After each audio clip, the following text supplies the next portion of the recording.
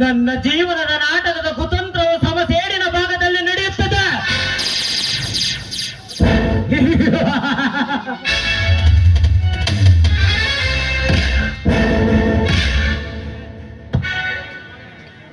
ನನ್ನ ಸೇಡಿನ ಕೊನೆಯ ಅಂಕದ ಸನ್ನಿವೇಶದಲ್ಲಿ ಅವಧಿಯಾಗುವ ಧನರಾಜ್ ಅರ್ಜುನರ ರುಂಡಗಳು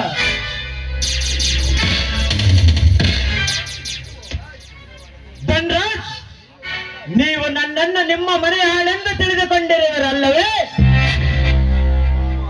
ಆದರೆ ನಾನು ನಿಮ್ಮ ಮನೆಯ ಹಾಳಲ್ಲ, ನಿಮ್ಮ ಪಾಲಿನ ಯಮ.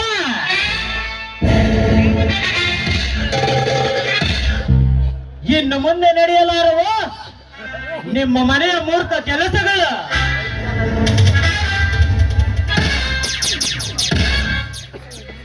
ಈ ಎಳ್ಳಿಯಲ್ಲಿ ಕೋಟ್ಯಾಧೀಶ್ವರನ ಗೆಟಪ್ನಲ್ಲ ನಾವೇ ಕಂಗಳಿಸಿದ್ದೇವೆ ಎಂದು ಜಂಬ ಕಚ್ಚಿಕೊಳ್ಳುವ ಪವಿತ್ರ ಬಾಯಿಗಳಿಗೆ ಶತಸಿದ್ಧವಾದ ಬೀಗ ಜಡಿಯುವ ಬಲಾಢ್ಯ ಕಣಲು ಈ ನಿಮ್ಮ ಅಣ್ಣನ ಮಗ ಅಭಿಮಾನ್ಯನ.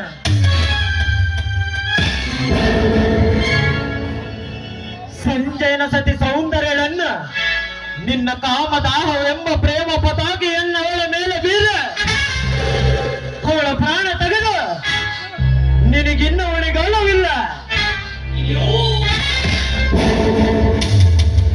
ಕೊಲೆ ಅಪರಾಧವನ್ನು ಅವಳ ತಲೆಯ ಮೇಲೆ ಹೋರಿಸ ನಡೆಯುವ ಮದುವೆಯಲ್ಲಿ ಮಾನ ಕಳೆದ ಸೆರೆಮನೆ ಸೇರಿಸಿದೆಯಲ್ಲ.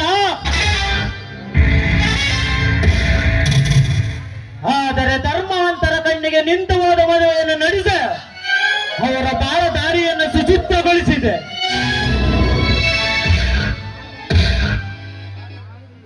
ಆದರೆ ನೀವು ಆ ಸಮಯದಲ್ಲಿ ನನ್ನ ಪಾತ್ರದ ಹೇಳಿಕೆದಾರಿಗಳ.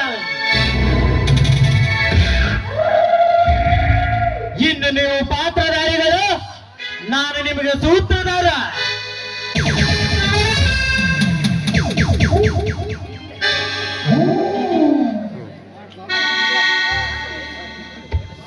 ಅಶ್ವಿನಿ, ಭರಣಿ, ನೀವೇಕಮ್ಮ ಇಲ್ಲಿ?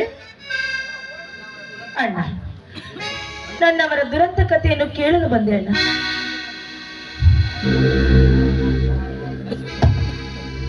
ಅಶ್ವಿನಿ, ನಿಮ್ಮ ಮನೆಯ ದುರಂತ ಕಥೆ ಕೇಳಿ ಮನದಲ್ಲಿ ತುಂಬಾ ನೊಂದುಕೊಂಡೆನಮ್ಮ.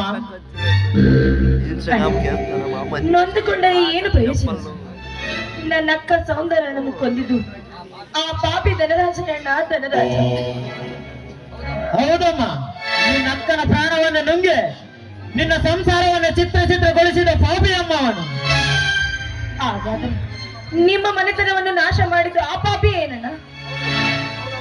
ಹೌದಮ್ಮ, ಆಸ್ತಿ ಅಂತಸ್ತಿಗೆ ಅದೆಷ್ಟೋ ನನ್ನಂತ ಜನರ ಕೊಂದ ರಾಕ್ಷಸನಮ್ಮ ಅವನು.